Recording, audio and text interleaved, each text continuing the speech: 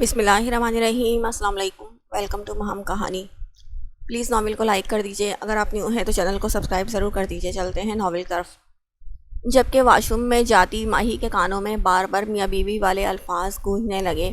آپ ٹھیک سے میڈیسن کیوں نہیں لیتے؟ ڈاکٹر حمید نے سنجیدگی سے یمان کی جانب دیکھا جو ان کے کیبن میں موجود تھا۔ بھول جاتا ہوں، یمان بے تاثر لہجے میں بتانے لگا۔ خیر ایسی بات تو نہ کریں، دلاور خان اور تمہارا اپنا ساتھی ارمان وہ تو ہے نا تمہیں یاد کروانے والے۔ تم خود لاپرواہی کا مظاہرہ کر رہے ہو۔ ڈاکٹر اس کی بات پہ بولا، آئندہ کوشش کروں گا لاپرواہی نہ ہو۔ یمان نے کہا، تمہیں ٹھیک سے میڈیسن لینی ہوگی یمان، ورنہ آپ کی جان کو بھی خطرہ ہو سکتا ہے۔ یہ بات میں کتنی دفعہ آپ کو بتا چکا ہوں، ڈاکٹر نے دو ٹوک لہجے میں کہا۔ جان کے جانے سے ڈر نہیں لگتا، یمان نے بتایا۔ پھر کس چیز سے ڈر لگتا ہے؟ ڈاکٹر نے جاننا چاہا۔ زندگی جینے سے، یمان نے فوراً سے جواب دیا، جس کو سن کر وہ گہری سانس بھر کر رہ گئے۔ میں آپ کے پاس سے واقف ہوں مسٹر یمان، اور میں یہ بات بھی جانتا ہوں، سمجھتا ہوں آپ کے ساتھ کم عمری میں بہت برا ہوا، لیکن پاس تھا، گزر گیا، اس کو بھول کر آپ زندگی کی نئی شروعات کریں۔ آپ ایک مشہور ہستی ہیں، جانے کتنے لوگ ہیں جو آپ سے محبت کرتے ہیں، اگر اپنے لیے نہیں تو ان کے لیے اپنا خیال رکھا کریں۔ ایک واقعے کو لے کر آپ زندگی جینا تو نہیں چھوڑ سکتے نا، یہ تو سراسر آپ اپنے ساتھ ناانصافی کر رہے ہیں۔ ڈاکٹر نے اس کو سمجھانا چاہا۔ میرے ساتھ محبت کی باتیں مت کیا کریں، ایسا لگتا ہے جیسے یہ لفظ کھڑا مجھے دیکھ کر ہنس رہا ہے، میری حالت کا مذاق اڑا رہا ہے۔ یمان کچھ ناگوار لہجے میں گویا ہوا، یاد آتی ہے وہ؟ انہوں نے پوچھا۔ یاد کرنے کے لیے بھولنا ضروری ہوتا ہے، یمان نے گول مول سا جواب دیا۔ آپ کی بہنیں ہیں، کبھی سوچا ہے ان کو آپ کی ضرورت ہو سکتی ہے، ان کے ساتھ رہو، کیا پتہ زندگی کا مطلب سمجھ آ جائے۔ ڈاکٹر نے ایک اور کوشش کی۔ 18 سال کا تھا جب زندگی کا مطلب اچھے سے سمجھ گیا تھا، مزید جاننا نہیں چاہتا۔ یمان کا لہجہ طنزیہ تھا۔ لگتا ہے آپ یہ سوچ کر آئے ہیں کہ میری نہیں سننی تو اس ٹاپک کو بند کرتے ہیں، اور اب آپ یہ بتائیں اگلا گانا کب ریلیز ہوگا آپ کا؟ اس سے پہلے ریکارڈنگ کب شروع ہے؟ دلاور نے بتایا تھا وہ اپنی فلم کے ہیرو میں آپ کو کاسٹ کرنا چاہتے ہیں، اس کا کیا بنا؟ ڈاکٹر حمید نے بات بدل کر پوچھا۔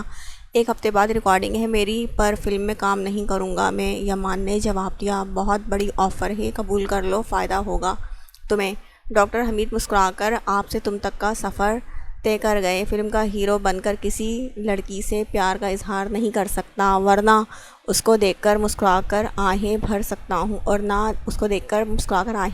ہوں، یمان نے جواب دیا۔ تو وہ لاجواب ہوئے۔ ایکٹنگ کرنے میں کون سی بڑی بات ہے، کون سا تمہارا اظہار اصلی ہوگا؟ ڈاکٹر کو اس کا ریزن نامعقول لگا۔ اصلی والا اظہار کیا تھا، گال پر پڑتے تھپڑ کی گونج آج تک کانوں میں سنائی دیتی ہے۔ یمان کا لہجہ ٹوٹ سا گیا تھا۔ یمان تم اپنے پاس سے باہر کیوں نہیں آ جاتے؟ وہ جیسے تھک سے گئے۔ پہلے آپ مجھے بتائیں میرے جسم سے روح کیوں نہیں نکلتی؟ یمان ان کے پاس تھوڑا جھک کر پوچھنے لگا۔ شادی کر لو، ڈاکٹر حمید نے مشورہ دیا تو یمان کے چہرے پہ عجیب قسم کی مسکراہٹ آئی۔ ڈاکٹر حمید نے بہت غور سے اس کے دونوں گالوں پر پڑتے ڈمپلز کو دیکھا تھا۔ 5 سال تک زندہ رہا تو شادی کر لوں گا، یمان کا لہجہ عجیب سا ہو گیا۔ مطلب؟ ڈاکٹر حمید نے اس کو گھور کر دیکھا۔ 5 سال ہونے دو، مطلب بھی پتہ چل جائے گا۔ یہ کہہ کر یمان اپنی جگہ سے اٹھ کھڑا ہوا۔ اپنی زندگی کے ساتھ کچھ غلط کرنے سے پہلے ایک بات یاد رکھنا، اگر تمہیں تمہاری محبت نہیں ملی تو اس کا یہ مطلب نہیں کہ تم باقیوں کو اپنی محبت سے محروم رکھو۔ ڈاکٹر حمید کی بات پر اس کے قدم ایک پل کو تھمے تھے، پھر وہ اپنا سر جھٹکتا کیبن سے باہر نکل گیا۔ یمان کے جانے کے بعد انہوں نے دلاور خان کو فون کیا۔ یمان آیا تھا؟ دلاور خان نے کال ریسیو کر کے پہلا سوال یہی کیا۔ ہاں، 15 تاریخ کو آنے والا، 26 تاریخ کو آیا تھا، ڈاکٹر حمید طنزیہ لہجے میں بتانے لگے۔ کیا بات ہوئی؟ دلاور خان نے پوچھا۔ وہی جو ہمیشہ سے ہوتی آ رہی ہے، ڈاکٹر حمید نے گہری سانس خارج کی۔ کوئی امپروومنٹ کیوں نہیں آ رہا؟ دلاور خان پریشانی سے بولے۔ ہوا ہے امپروومنٹ، اور یہ ہوا کہ پہلے یمان مرنے کی بات نہیں کرتا تھا، آج کر کے گیا ہے۔ مجھے لگ رہا ہے اب کچھ دن کے بعد تم مجھے کال کرو گے اور کہو گے حمید یمان مستقیم مر گیا۔ حمید کیا بکواس کر رہے ہو یہ؟ دلاور خان لرز اٹھے۔ ٹھیک کہہ رہا ہوں، اس کے اندر جینے کی کوئی تمنا نہیں، ڈاکٹر حمید سر جھٹک کر بولے۔ کوئی تو حل ہوگا، آخر تم نے کہا تھا اگر اس کی سنگر بننے کی خواہش پوری ہو جائے گی تو وہ اپنی زندگی میں مصروف رہنے لگے گا، مختلف لوگوں سے ملے گا، اس کو اپنا پاسٹ یاد نہیں آئے گا۔ دلاور خان فکر مند سے بولے، مجھے یاد ہے میں نے کہا تھا، پر ساتھ یہ بھی کہا تھا کہ اس کے سر پر لگی چوٹ بہت گہری ہے، آپریشن کے بعد بھی اگر اس کو تکلیف ہوتی ہے تو وہ میڈیسن ٹائم سے لے۔ پر نتیجہ کیا نکلا؟ یمان جان بوجھ کر اپنی جان کا دشمن بنا ہوا ہے۔ ڈاکٹر حمید ایک سانس میں بولے، میں بات کروں گا آج اس سے۔ دلاور خان کچھ سوچ کر بولے، کر لینا بات، پہلے یہ بتاؤ کیا اس لڑکی کا کچھ پتہ ہے، کہاں ہوتی ہے؟ کیا پتہ اب اس کا ملنا یمان کی زندگی بدل ڈالے۔ ڈاکٹر حمید نے کہا، وہ کہاں ہوتی ہے یہ بات شاید یمان خود بھی نہیں جانتا، اس نے کبھی مجھے نام تک نہیں بتایا اس لڑکی کا، بس اتنا بتایا تھا کہ ذات اور اسٹیٹس کا فرق کا ایشو۔ اتنا کیا ایشو؟ جیسے مذہب الگ الگ ہوں۔ دلاور خان افسردگی سے بولے، ایسی بات ہے تو اس لڑکی کا آپشن چھوڑ دو، وہ یمان کی قسمت میں نہیں، تم کوئی اچھی سی لڑکی اس کے لیے تلاش کرو، شادی اور بچے ہو جائیں گے تو ٹین ایجر والی محبت بہت دور چلی جائے گی۔ ڈاکٹر حمید نے مشورہ دیا، ہوپ سو کہ ایسا ہو۔ دلاور خان اداس مسکراہٹ سے بولے، یمان اپنے گھر آیا تو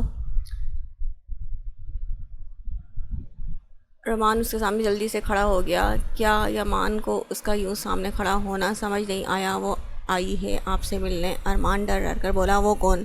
یمان نے ایک آئی برو اوپر کیے بولا، مس روزی۔ ارمان نے بتایا تو یمان کے چہرے پر اکتاہٹ بھرے تاثرات نمایاں ہوئے۔ کہاں ہے؟ یمان نے ہاتھ میں پہنی گھڑی میں وقت دیکھ کر پوچھا۔ ڈرائنگ روم میں آپ کا انتظار کر رہی ہے۔ ارمان اس کو نارمل دیکھتا پرسکون ہو کر بتانے لگا، میں دیکھتا ہوں۔ یمان اتنا کہتا ڈرائنگ روم میں آیا جہاں ریڈ کلر کا ٹاپ پہنے ایک لڑکی بڑے شان سے بیٹھی تھی۔ یمان ایک نظر اس کو دیکھتا نظروں کے زاویے بدل گیا۔ یمان تم آ گئے، شکر ہے خدا کا، تمہیں میں کب سے کال کیے جا رہی تھی پر تم میرا فون ریسیو ہی نہیں کر رہے تھے۔ روزی نے یمان کو آتا دیکھا تو اپنی جگہ سے اٹھ کر اس کے پاس آ کر شکوہ کناں لہجے میں بولی، پاکستان کب آئیں؟ یمان اس کے سوال کو نظر انداز کرتا سنجیدگی سے پوچھ کر صوفے پہ بیٹھ گیا۔ تمہیں یقین نہیں آئے گا، میں ایئرپورٹ سے ڈائریکٹ یہاں آئی ہوں تم سے ملنے، روزی پرجوش آواز میں بول کر اس کے ساتھ صوفے پر بیٹھی۔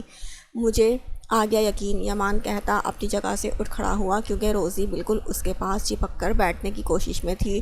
اچھا پر تم کھڑے کیوں ہو؟ روزی نے حیرت سے اس کو دیکھا۔ میں تھک گیا ہوں، آرام کرنا چاہتا تھا پر تم آئی تو میں یہاں آ گیا، یمان نے بتایا۔ اوہ سو سیڈ، پر میں تمہیں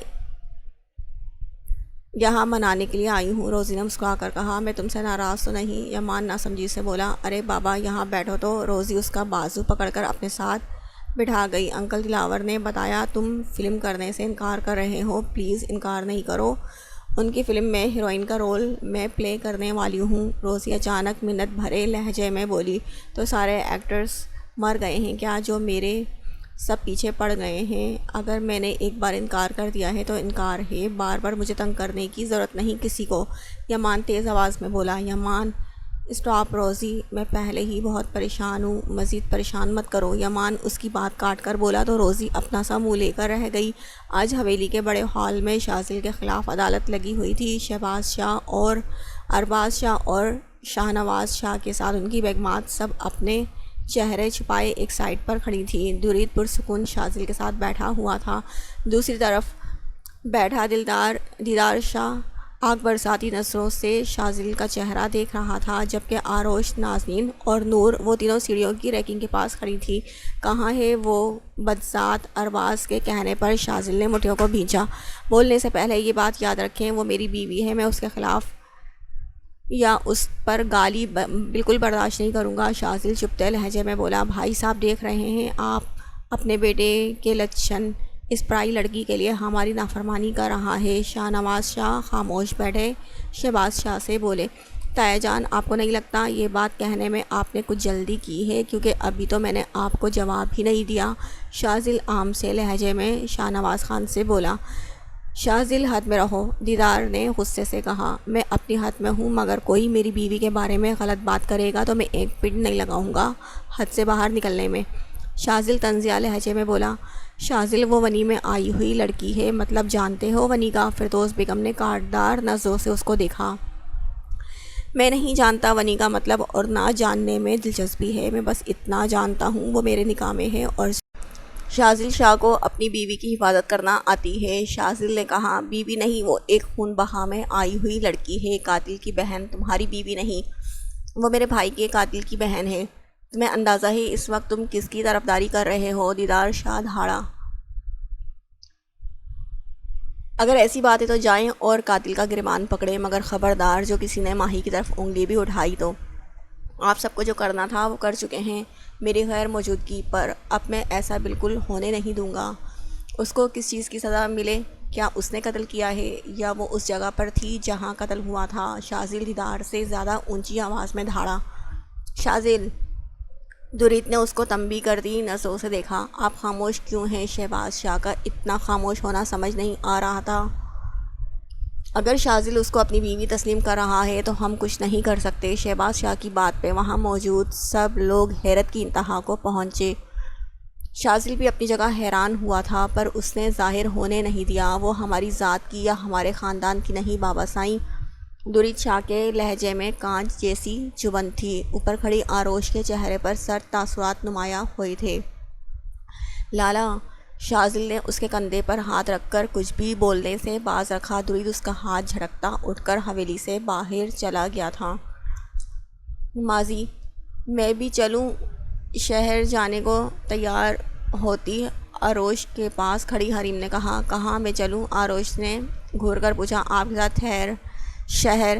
حریم نے کہا۔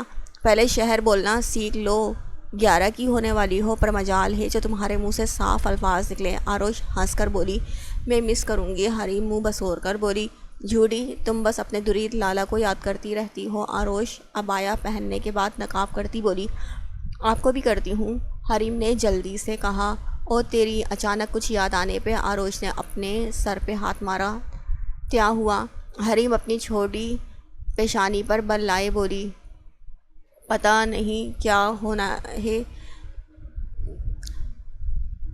کیا نہیں ہوتا، جب سیکھ جاؤ گی بولنا تو بتا دوں گی، ابھی میں آئی۔ آروش جلدی سے کہہ کر کمرے سے باہر چلی گئی۔ اس کی بات پہ حریم کا منہ بن گیا۔ آروش سیدھا درید شاہ کے کمرے میں آئی۔ پورا کمرہ خالی تھا کیونکہ پڑھائی کے سلسلے میں درید شاہ ملک سے باہر تھا۔ لالا کا پرانا سیل فون کہاں ہوگا؟ کمرے میں آتی آروش پورے کمرے میں نظر دوڑاتی وارڈروب کی طرف آئی۔ چابیاں پہلے سے وہاں موجود تھیں۔ اس نے جیسے وارڈروب کھولا، وہاں سیل فون تو نہیں، پر کچھ تصاویر دیکھ کر اس کے چہرے پر مایوسی چھا گئی۔ مختلف طریقے سے لی گئی تصویریں ایک ہی لڑکی کی تھی جس کے چہرے پر خوبصورت مسکراہٹ کا بسیرا تھا، کومل۔ آروش اس تصویر پر ہاتھ پھیرتی بولی، اس کے دماغ میں آج سے کچھ سال پہلے کا واقعہ تازہ ہوا۔ بابا سائیں!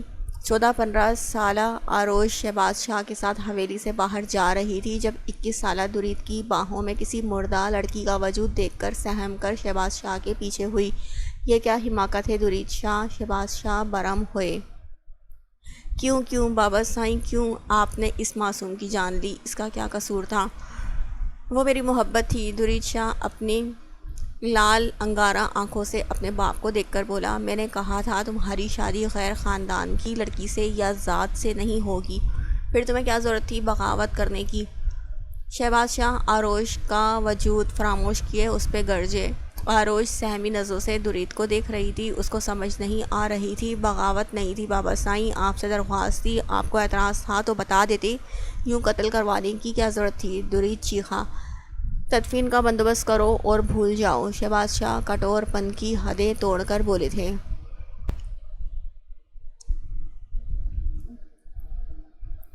آروش! اپنے نام کی پکار پہ آروش حقیقت کی دنیا میں واپس آئی۔ تصویریں اپنی جگہ پر رکھ کر وہ بنا سیل فون اٹھائے کمرے سے باہر نکل گئی تھی۔ کہاں تھی اتنی دیر لگا دی؟ آروش جیسے ہی گاڑی میں بیٹھی دیدار شاہ نے کہا، سوری لالا، دراصل درید لالا کے کمرے میں گئی تھی تو وہاں دیر ہو گئی۔ آروش معذرت خواہانہ لہجے میں بولی، اچھا ویسے تمہیں شہر جانے کی ضد نہیں کرنی چاہیے تھی، تم نے کون سا پڑھ لکھ کر ڈاکٹر، انجینئر یا وکیل بننا ہے؟ دیدار شاہ نے کہا، کیوں نہیں بن سکتی لالا، اور شہر جا کر پڑھنا میری ضد نہیں بلکہ میرا شوق ہے، میری خواہش ہے۔ اگر پڑھ لکھ کر میں کچھ بن نہ پاؤں تو کیا ہوا، شعور تو حاصل ہوگا نا؟ آروش مسکرا کر نرم لہجے میں بولی تو دیدار نے اپنا سر جھٹکا۔ کالج میں لڑکے بھی ہوں گے تو ذرا احتیاط کرنا، کسی سے بھی بلا وجہ بات مت کرنا، لڑکوں کی طرف دیکھنا بھی مت، صرف اور صرف اپنی پڑھائی پہ دھیان دینا، اور آخری بات پردے کا خاص خیال کرنا، کسی لڑکی کو بھی اپنا چہرہ مت دکھانا۔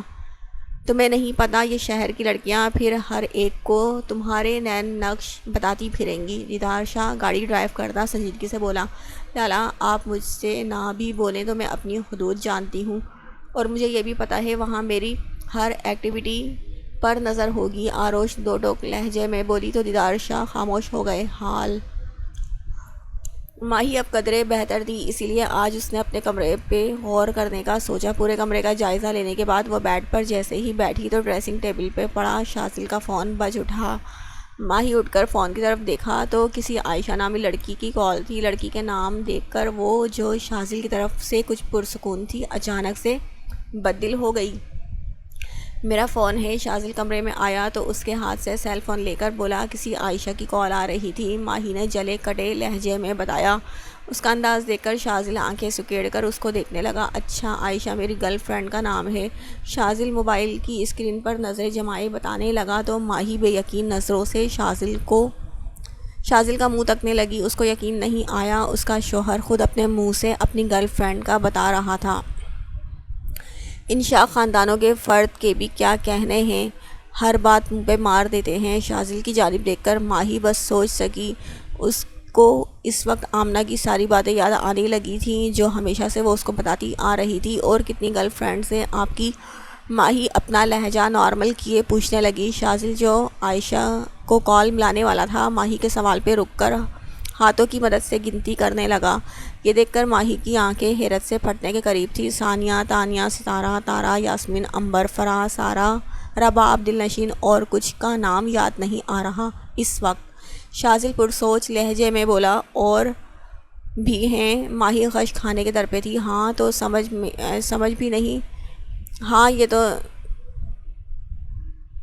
یاد بھی نہیں؟ شازل مسکرا کر بولا تو ماہی کو لگا جیسے اس کو کسی نے آسمان پر پہنچا کر بے دردی سے زمین پر پٹک دیا ہو۔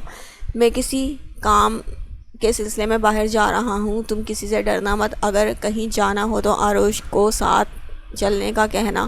شازل اس کا گال تھپتھپا کر کہتے کمرے سے باہر چلا گیا۔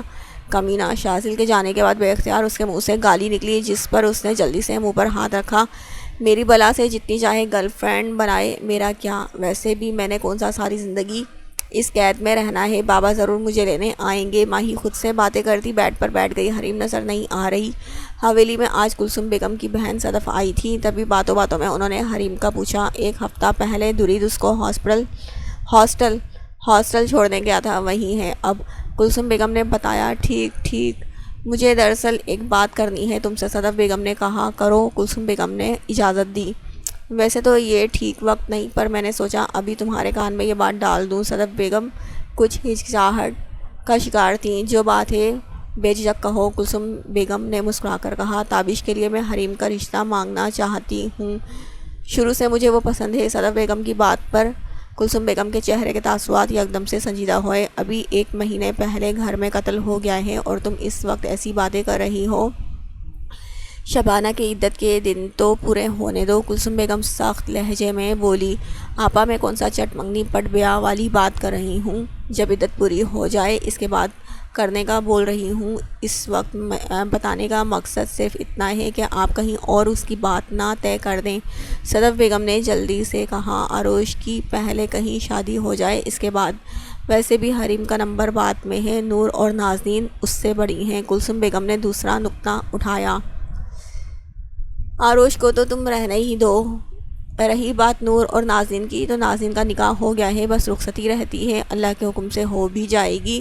نور کا بھی تو رشتہ طے ہے نا، تو پریشانی کس بات کی؟ صدف بیگم کی بات پر کلثوم بیگم کو پسند نہیں آئی۔ آروش کے بارے میں ایسا کیوں کہا؟ اس کو رہنے دو، کلثوم بیگم نے سنجیدگی سے پوچھا۔ 3 بار اس کی شادی ہوتے نہیں ہو پائی۔ پورے گاؤں میں اب یہ بات پھیل چکی ہے کہ شاہ خاندان کی لاڈلی بیٹی آروش شاہ کے قدم سبز ہیں، اس کی کبھی شادی نہیں ہوگی۔ صدف بیگم بنا یہ سوچے بنا وہ بات کس کی اور کس کے سامنے کر رہی ہیں، بس بولتی چلی گئیں، ایسی کوئی بات نہیں ہے، لوگوں کا کام ہے باتیں بنانا، کوئی مناسب رشتہ دیکھ کر اس کی شادی کروا دیں گے۔ کلثوم بیگم بولی، خاندان میں کوئی دے گا نہیں، خاندان سے باہر رشتہ داری کرنا معیوب سمجھا جاتا ہے، تو آپا بس آپ اپنے ارمانوں پر فاتحہ پڑھ لیں، کیا ہوتا اگر آپ دیدار شاہ کو اس کا دودھ شریک بھائی نہ بناتی، حویلی کی بات حویلی میں رہ جاتی۔ صدف بیگم تعصب سے ان کو دیکھ کر بولی، اب تم بہت بول رہی ہو، یہ بات شاید بھول رہی ہو، جس کے بارے میں بات کر رہی ہو وہ تمہاری بھانجی ہے۔ کلثوم بیگم ناگواری سے بولی، میرا کوئی غلط مطلب نہیں آپا، میں معذرت چاہتی ہوں، آج تو میں بس آپ سے حریم کی بات کرنے آئی تھی، آپ بھائی صاحب سے بات کیجیے گا۔ صدف بیگم کچھ شرمندہ ہوئیں، حریم کی شادی کا فیصلہ درید کرے گا، کیونکہ مریم نے حریم کی ذمہ داری درید کو دی تھی۔ کلثوم بیگم نے بتایا، وہ تو سب کو پتہ ہے، پر بڑے تو بھائی صاحب ہیں نا۔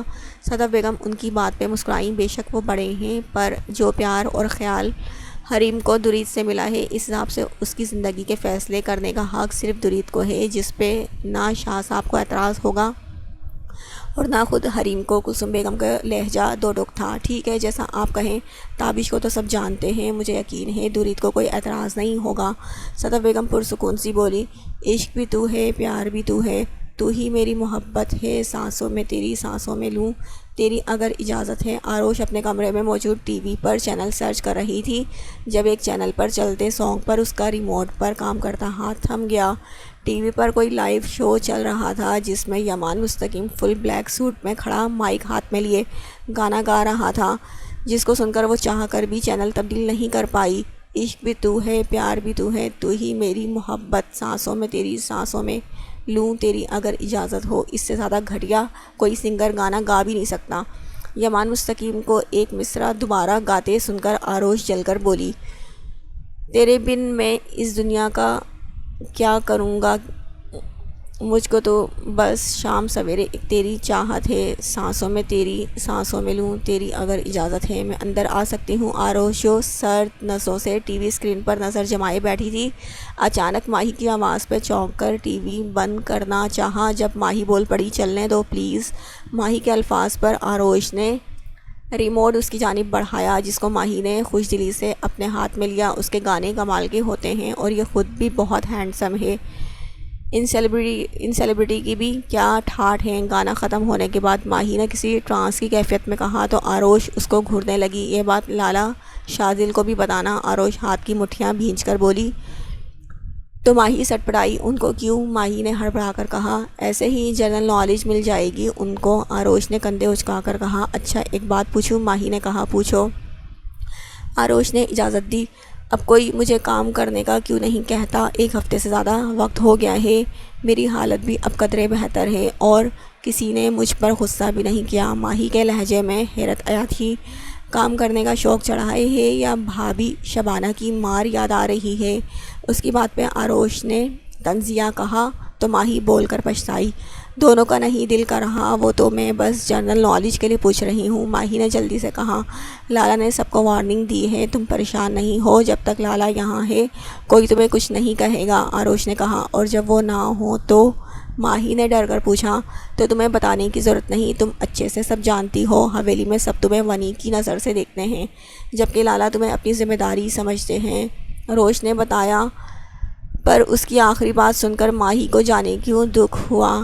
تم کیا سمجھتی ہو مجھے اور کس نظر سے دیکھتی ہو؟ ماہی نے اس کا نظریہ جاننا چاہا۔ میں تمہیں اپنے لالا کی بیوی کی حیثیت سے دیکھتی ہوں، آروش نے کہا، پر ان کے لیے تو محض ایک ذمہ داری ہوں۔ ماہی نے افسوس سے کہا، میں کیا کہہ سکتی ہوں؟ آروش نے کندھے اچکائے۔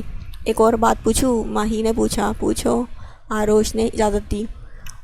میں جب سے یہاں ہوں تمہیں صرف اور صرف اپنے کمرے میں دیکھا ہے، جبکہ تمہارے علاوہ جو 3 اور لڑکیاں ہیں وہ تو پوری حویلی میں نظر آتی ہیں، پھر تم کیوں نہیں؟ ماہی متجسس لہجے میں بولی تھی، تمہیں میرے کمرے میں رہنے سے مسئلہ ہے یا ان تینوں کے حویلی میں ہر جگہ نظر آنے سے مسئلہ ہے؟ آروش بے تاثر لہجے میں اس سے بولی تھی، مجھے دونوں سے کوئی مسئلہ نہیں، وہ تو بس ایسے ہی سوال کیا۔ ماہی نے فوراً سے کہا، مجھے نہیں پسند کوئی مجھ سے ایسے سوال کرے۔ آروش نے صاف لہجے میں کہا، تم بہت روڈ ہو، ماہی نے بتانا ضروری سمجھا، پر اس کی بات پر آروش کے دماغ میں کچھ اور گونجنے لگا۔ آپ بہت روڈ ہیں، مجھے پتہ ہے، آروش اپنا سر جھٹک کر بولی۔ میں چلتی ہوں پھر۔ ماہی اس کے چہرے کے ایکسپریشن دیکھتی اٹھ کھڑی ہوئی۔ لالا کہیں گئے ہیں کیا؟ اب کے آروش نے پوچھا تھا۔ ہاں، ہر شام کے وقت جاتے ہیں، پھر دوسری صبح آتے ہیں، ماہی نے بتایا۔ ٹھیک، آروش نے سر ہلایا تھا۔ ویسے تمہارا فیوریٹ سنگر کون ہے؟ ماہی کو جانے کیا سوجی، جو سوال کر بیٹھی۔ کوئی بھی نہیں، آروش نے گہری سانس لے کر کہا تھا۔ آج یمان کو شو میں انوائٹ کیا گیا تھا۔ شو ختم ہونے کے بعد یمان باہر نکلا تو لوگوں کی ایک قطار اس کی منتظر تھی۔ یمان کے باہر آتے ہی سب زور و شور سے اس کا نام لینے لگے۔ میں نے کہا بھی تھا مجھے دوسرے ایگزٹ دروازے سے جانا ہے، یہاں سے آنے کا نتیجہ یہ ہے۔ ہجوم کے درمیان اپنا راستہ نکالتا یمان تیکھے لہجے میں سامنے چلتے ارمان سے بولا۔ سر، وہاں اس سے زیادہ لوگ موجود ہیں، ارمان نے صفائی پیش کی۔ اور جو اب میرا سر درد سے پھٹ رہا ہے، اس کا کیا؟ تمہیں اتنا سینس نہیں ارمان کہ گاڑی کو پاس ہی کھڑا کر دیتے؟ تمہیں پتہ ہے میں آج نہ کسی کے سوال کے جواب دے سکتا ہوں اور نہ کچھ اور کام کر سکتا ہوں، یمان سخت لہجے میں بولا۔ Sir, autograph please, sir one selfie please. Armaan کے کچھ کہنے سے پہلے سب لوگوں نے یمان کو گھیر لیا، جس سے سیکورٹی گارڈز کو بلانا چاہا۔ یمان نے ہاتھ کی مدد سے ارمان کو روک لیا۔ ارمان نے یمان کے چہرے پر تکلیف کے اور دکھ کے آثار دیکھ کے اپنے ہونٹوں کو بھینچ لیا۔ وہ جانتا تھا یمان کی طبیعت اب اکثر خراب رہنے لگی تھی، یہ بات وہ دلاور خان کو بھی بتا چکا تھا۔ انہوں نے یمان کو سنگنگ کرنے، اب کچھ گیپ لینے کا بھی کہا تھا، پر یمان ان کی بات ٹال گیا تھا۔ یمان سے بات کراؤ میری۔ ارمان اور یمان ابھی گاڑی میں بیٹھے تھے جب ارمان کے سیل فون پر مسز دلاور کی کال آئی تھی۔ ان کی بات پہ ارمان نے یمان کو دیکھا جو سیٹ پر ٹیک لگا کر آنکھیں موند کر بیٹھا تھا۔